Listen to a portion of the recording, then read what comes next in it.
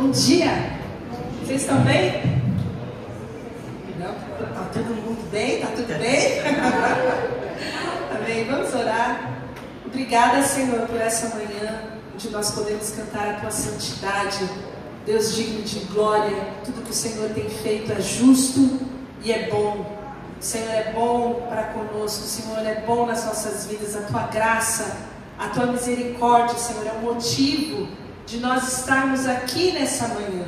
Porque o Senhor é um Deus que nos ama. E o Senhor nos abraça com laços eternos. E nessa manhã nós celebramos esse amor, celebramos a Tua graça sobre as nossas vidas. E mais uma vez, Senhor, por causa da Tua misericórdia, nós que somos o Teu povo, precisamos estar nutridos, cheios, alimentados da Tua palavra na nossa vida. Nós pedimos que o Teu Espírito Santo possa nos guiar à Tua verdade. Que a palavra que o Senhor tem nos trazido nessa manhã seja verdade carimbada, registrada no nosso coração, para trazer a vida, para trazer transformação, para gerar, ó Deus, mais fé no nosso coração e ainda mais amor por Ti, Senhor.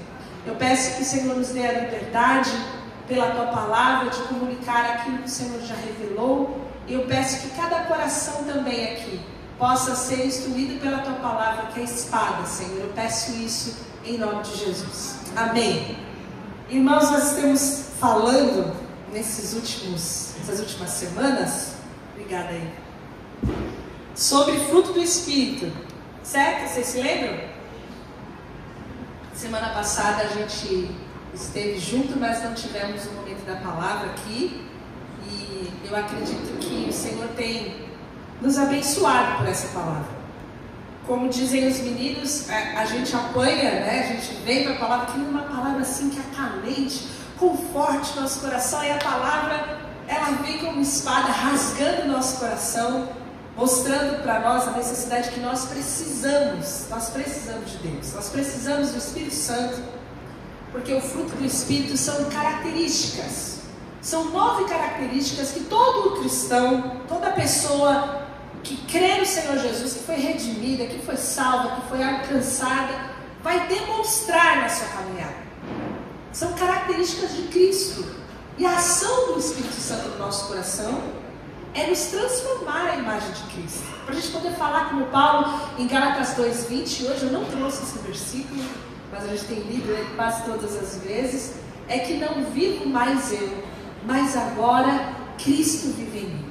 Então nós estamos falando sobre os reflexos da presença de Cristo, os reflexos da nossa vida, na nossa caminhada, da atuação do Espírito Santo que vai moldando o nosso caminhar à imagem de Cristo Jesus. E a gente já tem falado sobre algumas características desse fruto, e hoje nós vamos falar que o fruto do Espírito é a bondade. E se você pudesse escalonar uma escala de 0 a 10, quão bom você é? Você é bom? Você pode falar, eu sou boa, eu sou bom. É sobre isso que nós vamos falar nessa manhã. Sobre a bondade. E o fruto do Espírito, nós temos visto nas últimas semanas o amor, a alegria, a paz. Na última vez que estivemos aqui falamos sobre a benignidade, e hoje a gente vai falar sobre a bondade. A bondade, ela vem de uma palavra que chama agatosine, que é traduzida na Bíblia como bondade, mas é uma tradução que é bíblica. Você não vai encontrar essa palavra bondade, ela não ocorre em outros textos, ela vem daqui. E ela quer dizer, ela é um adjetivo que fala de algo que é inerentemente bom.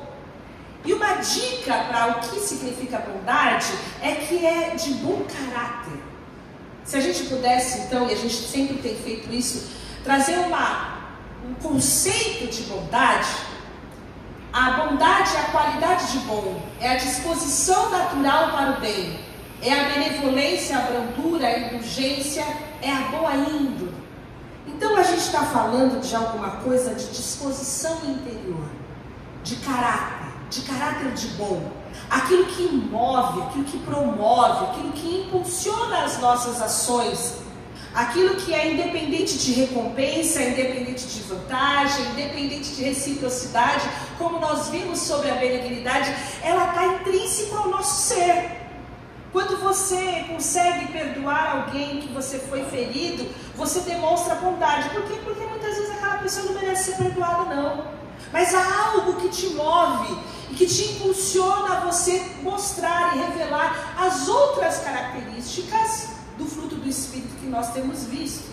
Nós vimos sobre a benignidade, que é uma demonstração prática, uma manifestação dessa bondade. É a gentileza, é a ternura, é a amabilidade. Nós vemos como nós devemos nos portar até com os nossos inimigos, porque a benignidade gerada pelo Espírito Santo não é igual à benignidade que há naturalmente no mundo. Essa benignidade que é gerada pelo Espírito Santo, ela vai funcionar até com quem não merece, porque ela independe de reciprocidade, independe de vantagem.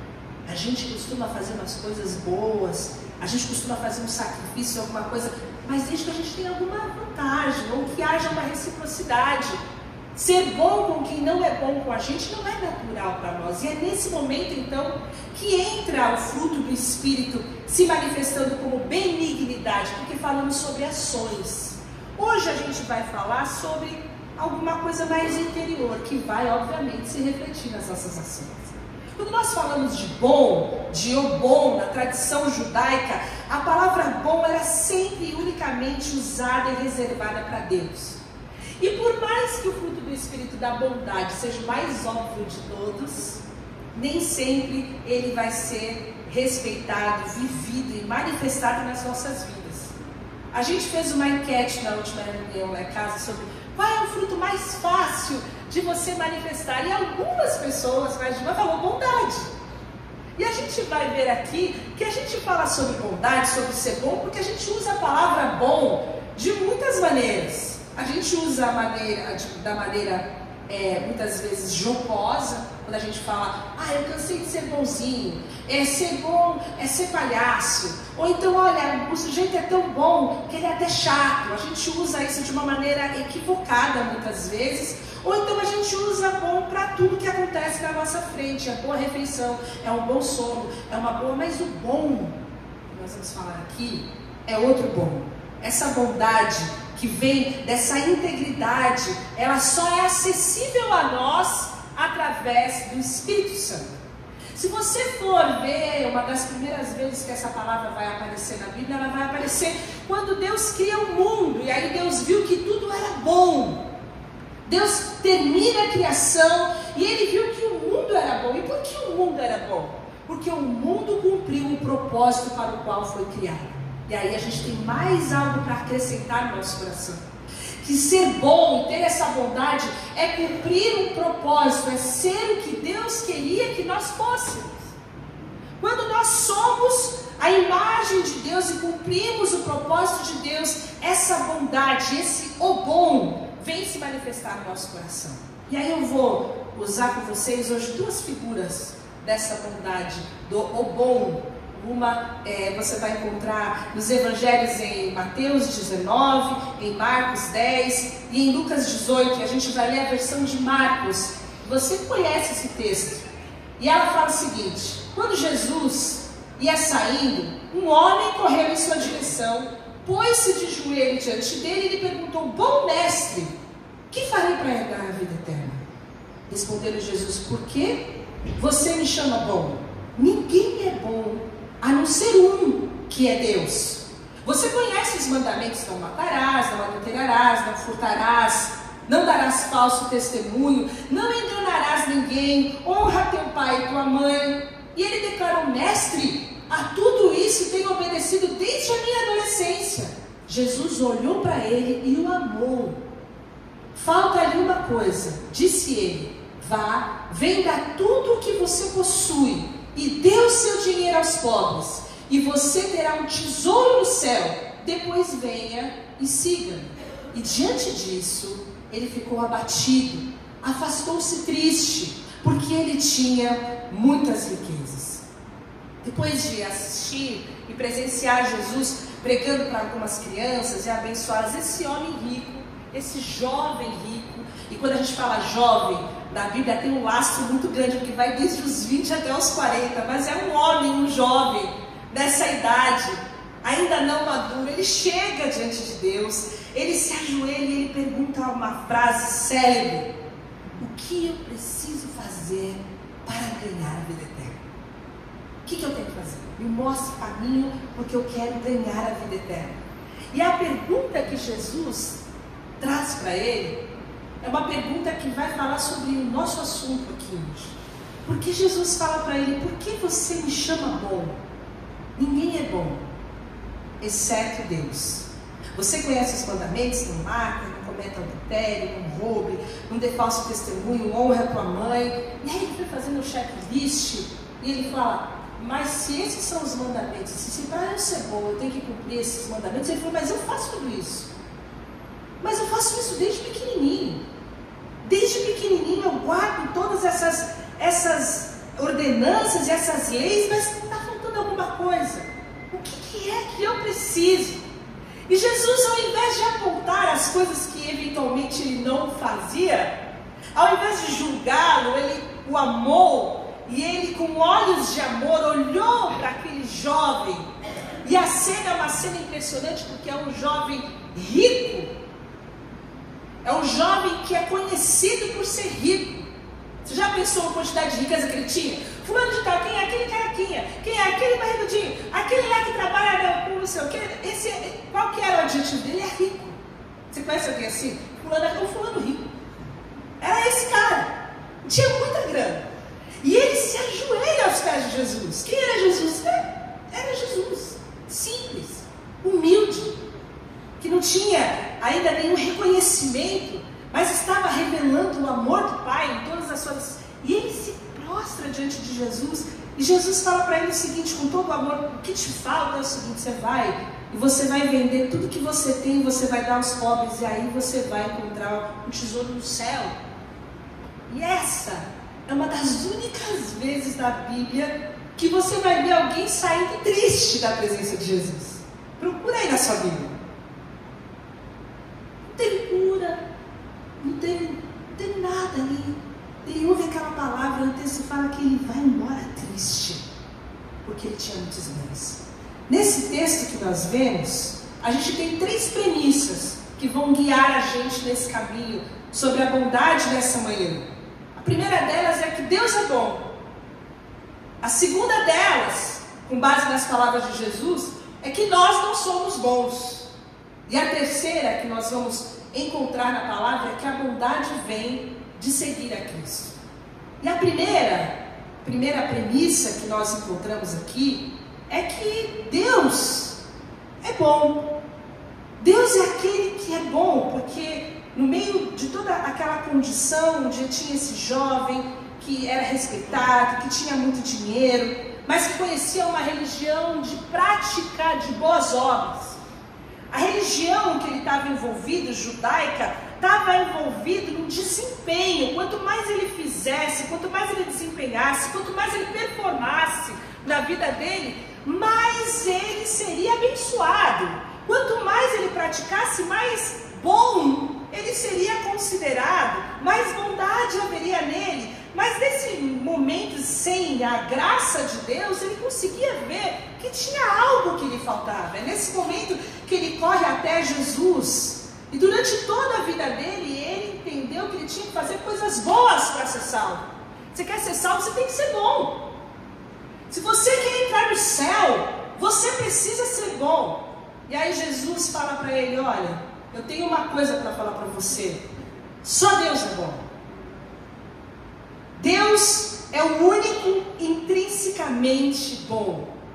A essência da bondade, da validação, não está naquilo que a gente faz, não está na prática das nossas obras. A essência da bondade está em Deus. Não é sobre o que a gente faz, mas é sobre Deus. Essa é a primeira coisa que você precisa gravar. Quando a gente fala de bondade, a gente não está falando de boas obras, a gente não está falando de ações, porque só há um bom.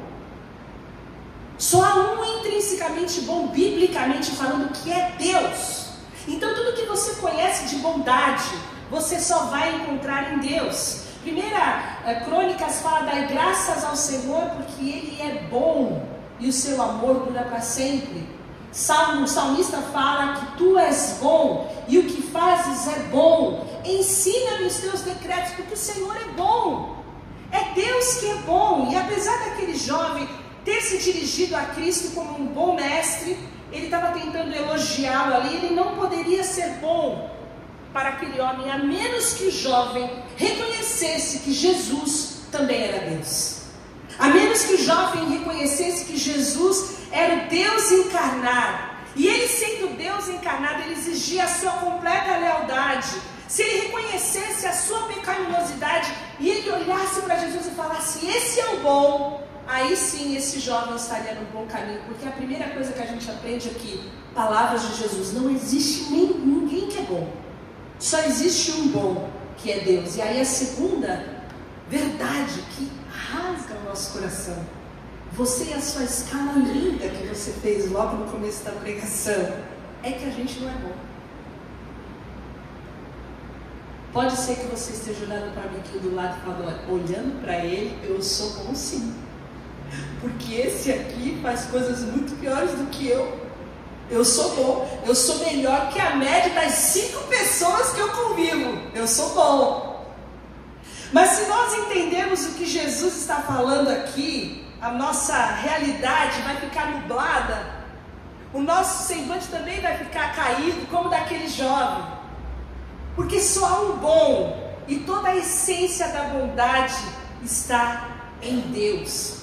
E o maior erro que a gente pode cometer é superestimar a nossa bondade. É colocar a nossa bondade numa régua onde a gente mede as pessoas que nós consideramos piores do que nós, quando a essência da bondade está em Deus, e é para Ele que nós devemos olhar. Uma crença comum naquele tempo é que você tinha que fazer alguma coisa para você ganhar a vida eterna.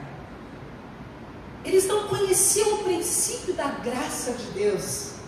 Eles não podiam compreender que não existe nada que a gente pode fazer para ganhar a vida eterna, porque aquilo que precisava ser feito, aquilo que precisava ser concluído, foi concluído na cruz do Calvário. E só em Cristo haveria então a possibilidade da completa salvação. Então as pessoas acreditavam, e eu acho que até hoje algumas acreditam, que você ia ter um momento que você ia chegar com as suas entradas e saídas, e você ia fazer uma conta aritmética do céu. Você ia medir as coisas ruins que você fez e as coisas boas que você fez. E aí nessa balança, caso as coisas boas superassem as coisas ruins, aí sua vaga no céu estava garantida. Essa era a ideia de ter um crédito com Deus. E é com esse crédito que esse jovem se apresenta e fala: olha, eu quero ganhar a vida eterna, e essas coisas aí que Jesus está falando, eu faço desde o princípio. Eu sou esse cara. Se para ter uma vaguinha no céu, eu preciso cumprir isso aqui eu estou fazendo desde o começo da minha vida. E aí a gente chega diante de um Deus que nos conhece, que nos ama profundamente, para trazer para nós a realidade que nós não vamos encontrar a vida eterna até nós percebermos o quão aquém nós estamos da bondade de Deus, o quão longe nós estamos da verdadeira bondade, da essência da verdadeira bondade, que é o próprio Deus. E a vida eterna depende do reconhecimento da nossa pecaminosidade, porque nós nunca vamos entender e compreender o amor, a graça de Deus, quando nós não entendermos o lugar aonde nós estamos, em que nós estamos metidos, quantas coisas nós precisamos nos desfazer para que a imagem de Cristo seja de fato gerada em nós. E aonde nós encontramos essas verdades? Salmo 4:14 fala que não há quem faça o bem, nem mesmo um.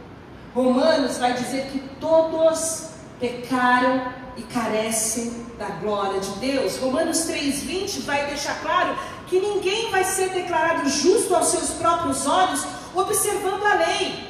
A lei só serve para nos conscientizar do pecado. Quanto mais eu olho para a lei, mais eu percebo que eu não posso cumprir aquele negócio. Existe a lei moral, a lei que nós conhecemos, do que é o certo, faça isso, não faça aquilo. Existem as leis que regem o nosso país e a nossa conduta. Mas existe a lei de Deus, que é invariável, que não é relativa, que governa sobre todas essas outras, que é atemporal, é eterna. E esse conjunto de regras da palavra de Deus só mostra que a gente é incapaz de cumprir. Paulo falava: eu sei que não tem nada bom que habita em mim. Paulo, quando olhava a lei de Deus, ele falava: isso é em minha carne, não tem nada bom. O que eu desejo fazer é bom, mas eu não consigo realizar. E o que eu faço não é o bem que eu desejo, mas o mal que eu não quero fazer, esse eu continuo fazendo. Essa é a nossa luta, porque na nossa natureza não tem nada bom. E nós precisamos entender isso, que a gente não entende as coisas que nos governam, porque essa é a nossa natureza humana. E o objetivo da lei é servir para nós como um espelho, para que a gente possa encarar as nossas faltas, as nossas falhas, os nossos desejos, para que a gente possa encarar a nossa necessidade de Cristo. E Jesus olha para ele e fala o seguinte: meu querido, você não é bom o suficiente. E como que Jesus vai falar isso diante de um jovem que aparece de uma forma tão humilde, se colocando ajoelhado diante de Deus? Jesus fala para ele: faz o seguinte, vai e vende tudo que você tem, depois você volta e vem me seguir. E pode ser que isso seja fácil para mim e para você. Afinal de contas, a gente não tem muita coisa, né? Eu só vender o que eu tenho para ter um lugar no céu, tá fácil então. Beleza, mais tranquilo. Mas não era fácil para ele. Ali, Jesus estava mostrando para ele algo muito mais sério, que eu quero que você venha comigo nesse pensamento. Quando aquele jovem tem muitos recursos, e Jesus, que é Deus, fala para ele: vende tudo o que você tem, e ele não pode fazer, ele está quebrando o primeiro mandamento, que é amar a Deus sobre todas as coisas. Aquele jovem cumpria tantas leis, mas a principal de todas ele não podia cumprir, porque havia um Deus no seu coração que era os ciclos, e o seu salvador era o ouro. O ouro era o seu Deus, a grana, a estabilidade, o recurso, o conforto. Quando Jesus toca naquilo, Jesus mostra para ele: esse é o seu Deus. É isso que governa a sua vida, é isso que te dá esperança, é isso que te traz paz, é nisso que você tem a sua segurança. O dinheiro é o seu Deus. Então ele não estava amando a Deus acima de todas as coisas. E outra coisa, quando ele tem tantos recursos, fecha o coração para que ele possa ajudar aos pobres, ele está quebrando o segundo mandamento, que é amar ao outro como ele amava a si mesmo. Ele permite que a cobiça entre no seu coração, e é algo difícil de detectar. 1 Timóteo 6,10 fala que o amor ao dinheiro é a raiz de todos os males. E algumas pessoas, por cobiçarem o dinheiro, desviaram-se da fé e atormentam-se a si mesmas com muitos sofrimentos. Aquele jovem cumpria tantos mandamentos, mas o principal, que era amar a Deus acima de todas as coisas, ele não cumpria, porque ele amava mais o dinheiro. E o outro, que era amar ao próximo a ponto de atender às necessidades de um pobre, ele também não podia cumprir. Então nós vemos, a partir dessas duas premissas, a terceira, que vem como a verdade de que a bondade é um resultado de nós seguirmos a Cristo. E a gente, ao olhar para Marcos 10, 21, tem algo muito profundo aqui, porque o texto fala que Jesus o olhou e Jesus o amou. Jesus não olhou e julgou, Jesus não olhou e condenou, Jesus não fez o que fez porque ele queria provar que aquele menino, aquele jovem, aquele homem era incapaz de cumprir os mandamentos, mas Jesus o amou ao ponto de levá-lo a um lugar de um possível arrependimento. Porque ao nos depararmos com as nossas incapacidades, ao nos depararmos com as nossas limitações, nós temos duas opções: ou a gente se quebranta, se quebra, se rasga, confessa e se arrepende, ou a gente vai embora triste. palavra de Deus gera isso no nosso coração. São duas opções, porque Deus nos deu o arbítrio. Nós podemos confessar os nossos pecados, e a palavra de Deus fala que Ele é fiel e justo para perdoar os nossos pecados e nos purificar de toda a injustiça. Mas nós também podemos fechar o nosso coração e falar, não hoje. Não hoje. E com certeza isso vai gerar uma tristeza no nosso coração, porque é esse poder que a palavra tem. Esse é o poder do arrependimento. Jesus olhou para ele e falou, falta-lhe uma coisa. E esse homem amava mais o seu dinheiro do que qualquer outra coisa. Mesmo assim Deus esbanja o seu amor. Jesus não amava o homem porque ele era bom. Talvez ele fosse de fato bom e melhor que a média daquelas pessoas que o seguiam. Jesus não amava aquele rapaz por ele se apresentar com uma sede de conhecer o que fazer para ganhar a vida eterna. Mas foi justamente o oposto. Jesus viu naquele homem que ele estava superestimando a bondade dele. Ele precisava conhecer a verdade e ele precisava conhecer quais são as suas limitações. Porque a bondade verdadeira só é gerada no nosso coração quando nós nos arrependemos. Quando nós não temos nada para apresentar na mesa, quando a gente reconhece que as nossas mãos estão vazias, quando a gente olha e mede, a gente fala, cara, eu não sou bom, mas eu preciso da bondade de Deus na minha vida, eu quero a bondade de Deus invadindo o meu coração, eu quero ser portadora dessa verdade, eu quero dessa bondade, eu quero distribuir essa bondade de Deus aonde eu estou, eu preciso da bondade de Deus. Esse é o primeiro passo para nós encontrarmos a verdadeira vida de Deus, é o reconhecimento da nossa necessidade, da nossa inabilidade, da nossa resistência. E o amor de Deus está nisso, não que nisso consiste o amor, não que nós tenhamos amado a Deus, mas que Ele nos amou e Ele enviou o seu Filho como propiciação pelos nossos pecados. O amor de Deus não está revelado no nosso amor. O amor de Deus não está vinculado com o nosso amor. O amor de Deus não está condicionado com o nosso amor. O amor de Deus não está condicionado à nossa obediência. O amor de Deus não está condicionado às nossas boas obras. O amor de Deus não é pequenininho assim. O amor de Deus não é retributivo, irmãos. O amor de Deus está em que Ele nos amou quando a gente precisava de perdão. Ele nos amou quando Ele entregou o seu Filho para nos libertar, para tirar de nós toda essa culpa que a gente carrega por não sermos bons. Não somos bons o suficiente. Não somos bons em nada do que a gente faz. A gente queria ser bom em tanta coisa, porque a gente está buscando a bondade em nós mesmos, quando a nossa fonte da verdadeira bondade é Cristo. E aí quando a gente entende isso, a gente entende que essa palavra foi personalizada. Jesus falou para ele vender tudo o que ele tinha, porque aquele era o Deus dele. E essa voz de Deus para nós ainda hoje, quando Ele fala alguma coisa ainda te falta, você se acha bom, mas tem uma coisa que te falta. Tem algo que governa a sua vida.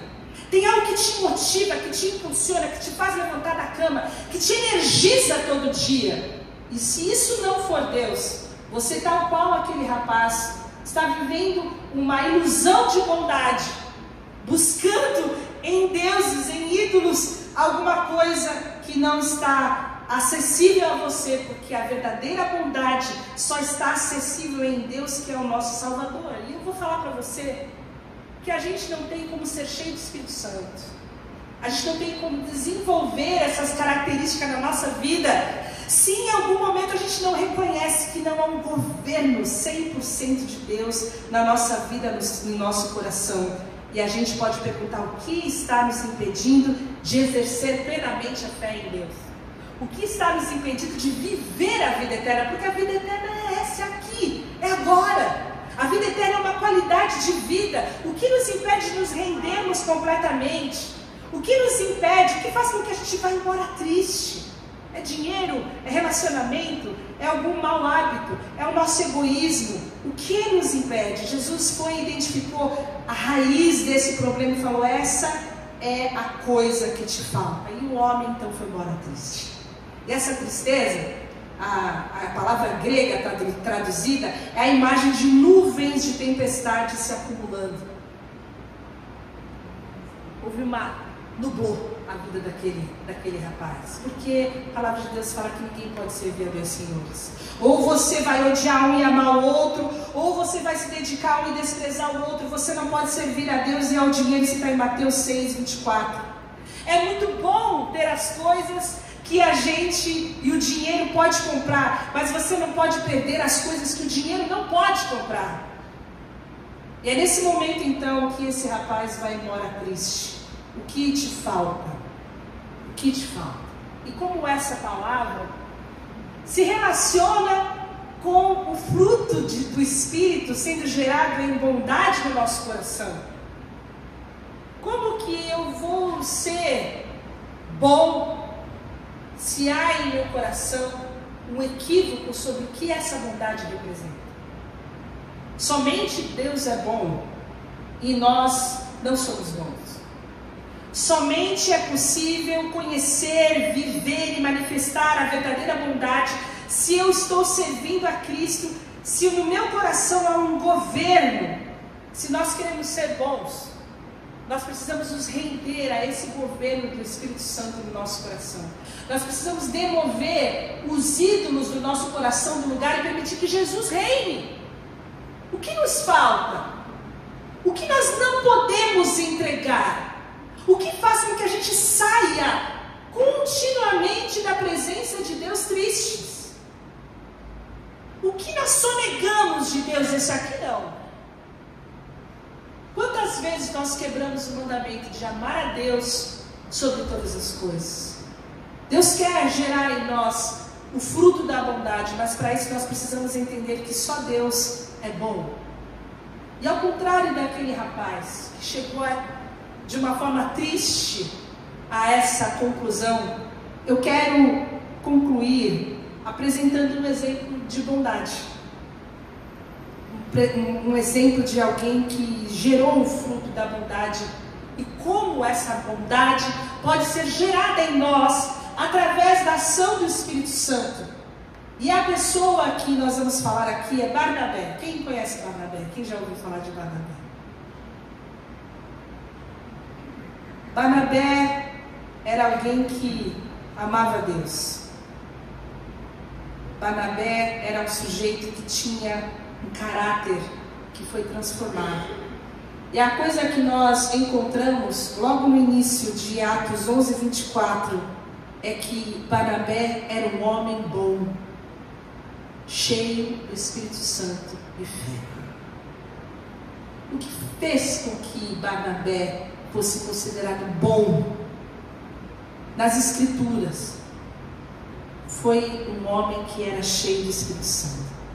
Ele era bom porque ele depositou a sua confiança em Deus. Ele era bom porque ele tinha Cristo como seu Senhor e como seu Salvador. Ele era bom porque ele estava cheio do Espírito Santo e da bondade do Espírito Santo.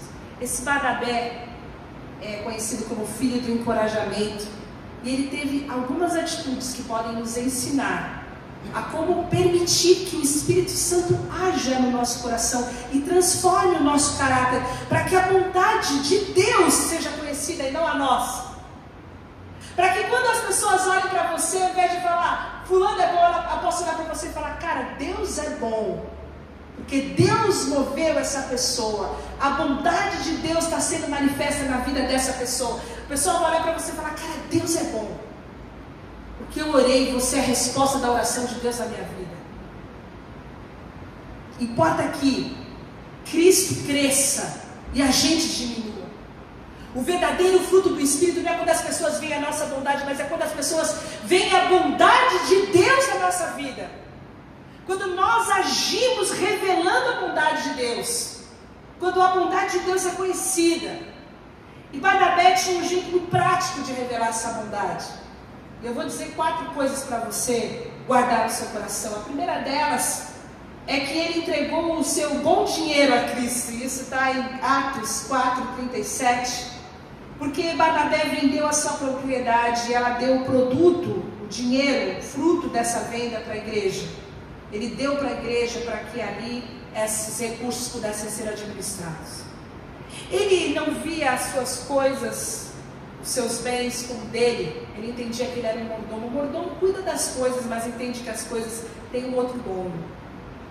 E essa é a forma que a palavra nos ensina a agirmos com os nossos recursos. Entendermos que tudo pertence ao Senhor e que a gente só administra, que a gente está ali na posse com responsabilidade. Esse jovem governante, rico, porque Barnabé era rico, escolheu servir o reino de Deus com o seu dinheiro.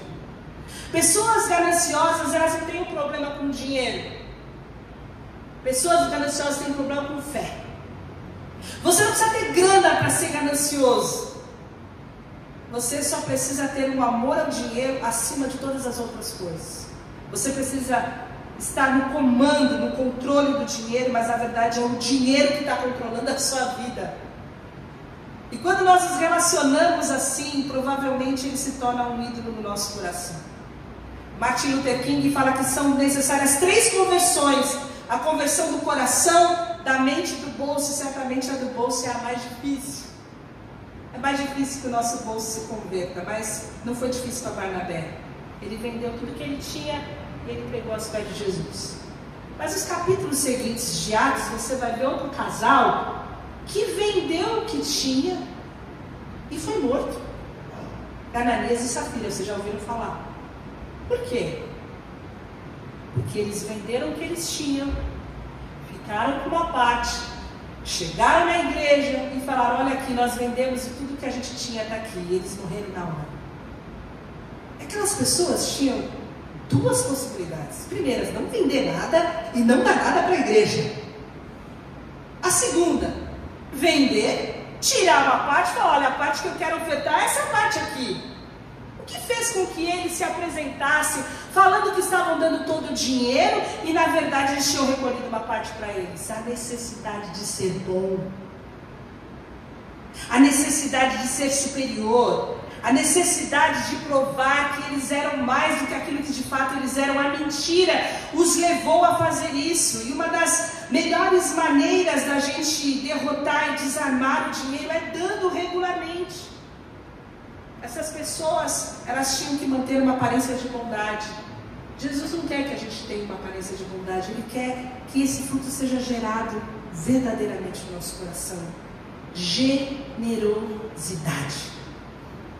A bondade gera generosidade. Você vê Barnabé dando um bem e ele é generoso. Você vê a viúva dando 2 moedinhas e ela também é generosa e elogiada por Jesus. Não é sobre quanto dinheiro você tem, é sobre aonde está o seu coração. É sobre quem governa o seu coração. É sobre a sua relação com o dinheiro. Se você quer servir ao Senhor, Ele precisa ser o Senhor da sua vida, de todos os seus bens. E esse homem, então, ele era alguém que era bom, porque ele servia ao Senhor. Tiago vai falar o seguinte: olha, vocês acham que é possível ter fé e não ter boas obras? Eu mostro para vocês a minha fé com as minhas obras. Você acha que você é bom e que você tem fé quando uma pessoa bate na sua porta com fome e você manda ela embora e fala: Deus te abençoe? Isso está em Tiago. Cara, que fé e que bondade, que amor de Deus é esse? Que você não tem empatia, você não se sensibiliza pela necessidade dos outros. Isso não é fé. Esse não é verdadeiro amor. E muito menos é a bondade que nós encontramos na palavra de Deus. A segunda coisa sobre Barnabé é que ele servia. Ele serviu no ministério na igreja. Ele era alguém que entregava algo que às vezes é mais precioso do que o dinheiro, que é o tempo. Não é?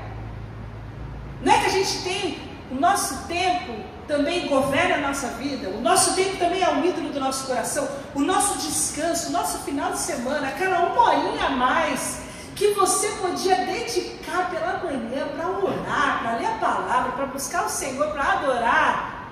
Aqueles 5 minutinhos que você modula ali no seu despertador, mas que você não é capaz de antecipar para fazer uma oração na sua manhã, para que Deus venha governar o seu dia.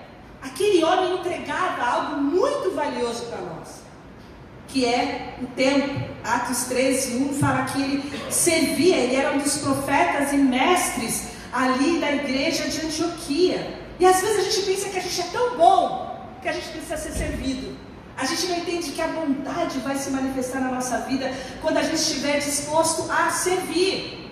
Porque o serviço confronta com o egoísmo.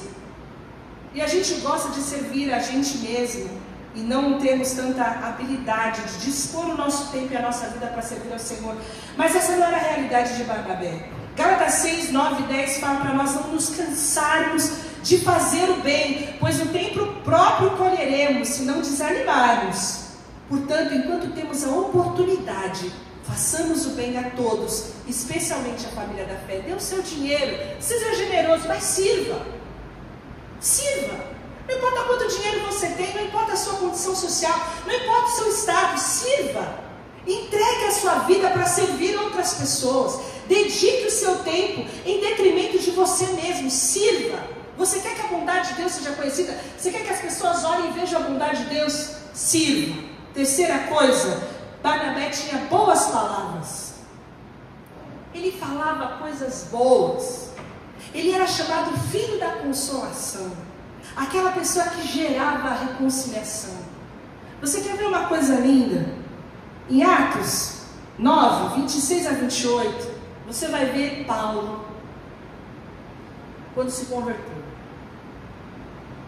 Pensa numa reputação difícil, a de Paulo, que queria ir para a igreja. E o povo morria de medo dele. Ele falava, esse sujeito converteu não, ele vai vir aqui, vai vir com a faca, vai acabar com todo mundo aqui. Ele perseguiu os cristãos. Vai chegar em 5 minutos depois, chega a guarda, vai acabar com a igreja aqui. Pensa numa pessoa que ninguém queria que subisse a escadaria, era Paulo. E o texto bíblico fala que quando chegou a Jerusalém, Barnabé tentou reunir seus discípulos. Paulo tentou se reunir aos discípulos, mas todos estavam com medo dele, não acreditando que fosse realmente um discípulo. Duvidando, obviamente, porque você vai se lembrar que o Saulo era o que acabava com a vida dos cristãos. O povo falava, não quero esse, vamos chamar outro pregador para a noite, que não seja Paulo. Paulo a gente não quer aqui. Mas Barnabé o levou aos apóstolos e lhes contou como no caminho Saulo vira ao Senhor, como lhe falara, como em Damasco ele havia pregado corajosamente o nome de Jesus. E assim Saulo ficou com eles e andava com liberdade em Jerusalém, pregando corajosamente em nome do Senhor. Irmãos, Deus nos chamou para sermos pontes. Deus nos chamou para sermos reconciliadores. Deus nos chamou para expressarmos a graça de Deus, para ajudar a redimir a reputação daqueles que de fato se arrependeram. Essa é a nossa missão. Deus não nos chamou para limar as pessoas, para expulsar as pessoas como gostariam de fazer com Saulo, mas para acolher e restaurar as pessoas. E Barnabé era essa pessoa. Mais tarde, já em Atos 15, quando Paulo e Barnabé estavam planejando uma viagem de volta às igrejas, uma outra viagem missionária, Paulo tinha tipo um atrito com Marcos, com João Marcos. E aí Barnabé fala, vamos levar, vamos dar uma chance para ele. Paulo fala, não. E a palavra fala então que Barnabé recebeu João Marcos e deu mais uma chance para ele. Vocês conseguem entender que bondade é graça? Bondade é graça, aquele sujeito tinha pisado na bola, ele não merecia uma chance.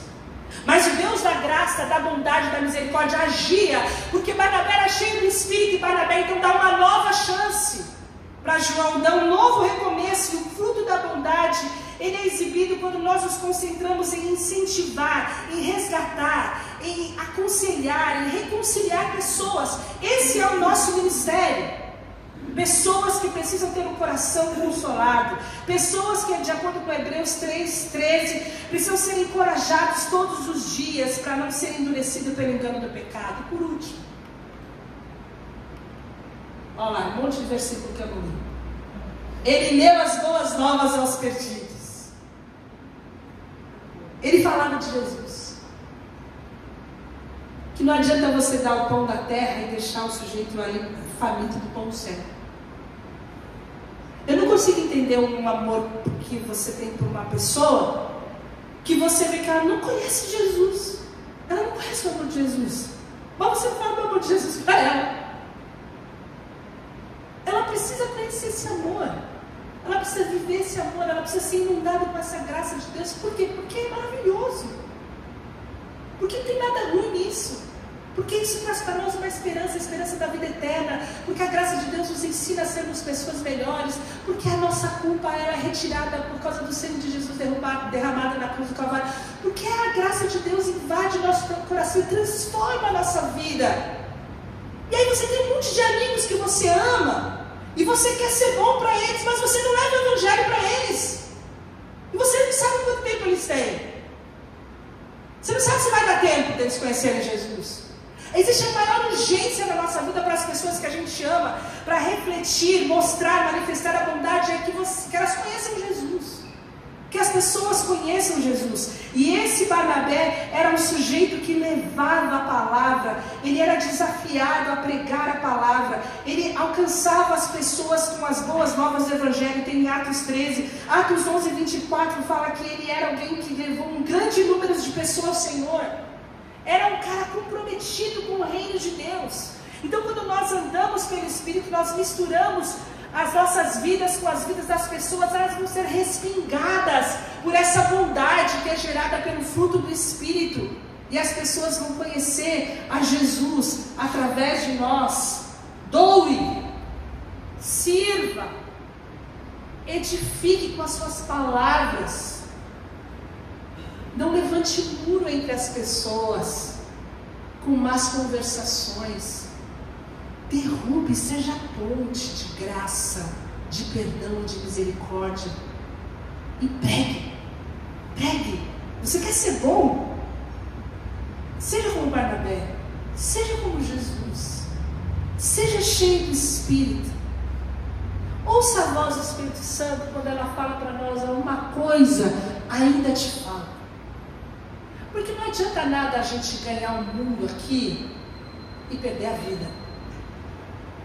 Não adianta nada você ser sucesso em tudo que você faz e você perder a bendita da vida eterna que aquele jovem estava atrás. Não adianta nada. A verdadeira vida está em Cristo Jesus. E seria um desserviço para todos nós se eu saísse daqui junto com vocês e falasse: esforcem-se para serem bons. Porque não há nenhuma possibilidade de sermos bons se não formos movidos pelo Espírito Santo de Deus. Nós seremos bons com quem merece. Nós seremos bons na vantagem. Mas nós não seremos bons quando a graça de Deus precisa ser revelada. Nós não seremos bons para quem precisa e clama angustiado pela graça e pelo amor de Deus. E é nesse momento então que o Espírito Santo vai gerar isso no nosso coração, para que a gente possa entender que nós podemos ser referência da bondade de Deus. Isso se o nosso coração for integralmente governado por Jesus. O que te impede de ser bom, o que te impede de revelar amor, o que te impede de ter paciência, o que te impede de experimentar a alegria, o que te impede de ser benigno é provavelmente um Deus que está sentado no lugar do nosso Deus. É um governo que você tem da sua vida, o controle que você tem da sua vida, que você não está disposto a fazer as coisas que Jesus disse para você fazer. E aí você vai morar Cristo. Jesus põe um espelho na sua frente e fala: então, cumpra a palavra. De novo esse negócio. Não que a nossa vida esteja condicionada à nossa obediência, porque a graça de Deus nos redime, ela nos acolhe, mas essa mesma graça nos transforma. Jesus recebe a gente como a gente está. Jesus recebe a gente quebrado, sem fé, cheio de dúvida na cabeça, sem ter muita certeza do que a gente está fazendo aqui. Mas Ele vai nos transformar. Ele vai gerar vida, vai gerar fé. Essa verdade vai entrar no nosso coração e a cada dia vai fazer mais sentido servir a um Deus verdadeiro. Ele nos transforma. O que nos falta? o que nos falta? Nós somos bons ou não somos bons? Nós temos experimentado da bondade de Deus, as pessoas têm experimentado da bondade de Deus através da nossa vida. É Cristo que brilha cada vez que nós nos manifestamos. Nós somos portadores dessa bondade. Eu quero encerrar com as palavras de Jesus em Mateus 13, 47 a 50. Quando ele fala do reino dos céus, ele fala o seguinte: o reino dos céus é como uma rede que foi lançada no lago e pegou todo tipo de peixe. Uma rede, pegou todo o peixe. Quando estava cheio, os pescadores o puxaram para a praia. Então eles sentaram e recolheram o bom peixe em cestas, mas jogaram para fora o mau. E assim será no final dos tempos. Os anjos virão e separarão os ímpios dos justos e jogarão na fornalha ardente, aonde haverá choro e ranger de dentes. E esse é o pano de fundo. O reino de Deus é um lugar onde há trigo e há joio. O reino de Deus é um lugar onde tem crentes falsos e crentes bons, crentes ruins. O reino de Deus é como uma grande rede, tem bom e tem ruim ali, e vai ficar. Ninguém sabe. Ninguém está sabendo o que tem no nosso coração. Ninguém conhece o ídolo do nosso coração. Mas vai ter um dia que esse ídolo vai ser revelado. Vai ter um dia que o nosso coração vai ser revelado. E a gente precisa entender que o fruto do Espírito só vai ser gerado no nosso coração à medida que nós sujeitarmos a nossa vida ao governo do Espírito Santo. Essa é a nossa escolha. Deus é bom. É reconhecer que eu não sou. E o único jeito de eu ser é seguindo a Cristo. É sujeitando a minha vida ao governo de Cristo. É falar: Senhor, eu estou aqui e eu não sou bom. As minhas mãos estão vazias e eu quero a tua bondade, para ser portador da tua bondade e não da minha bondade, porque a minha bondade é falha, minha bondade é limitada, minha bondade é relativa, minha bondade acaba em 5 minutos, a minha bondade vai embora igual um passarinho. Eu preciso da tua bondade, eu preciso da tua liderança, eu preciso do teu governo, eu preciso cumprir o mandamento de amar ao Senhor acima de todas as coisas e então amar ao outro como eu amo a mim mesmo. E isso vai trazer vida, alegria, e nós não vamos precisar ir embora tristes da presença de Deus. Vamos orar. Senhor, nós precisamos te conhecer mais.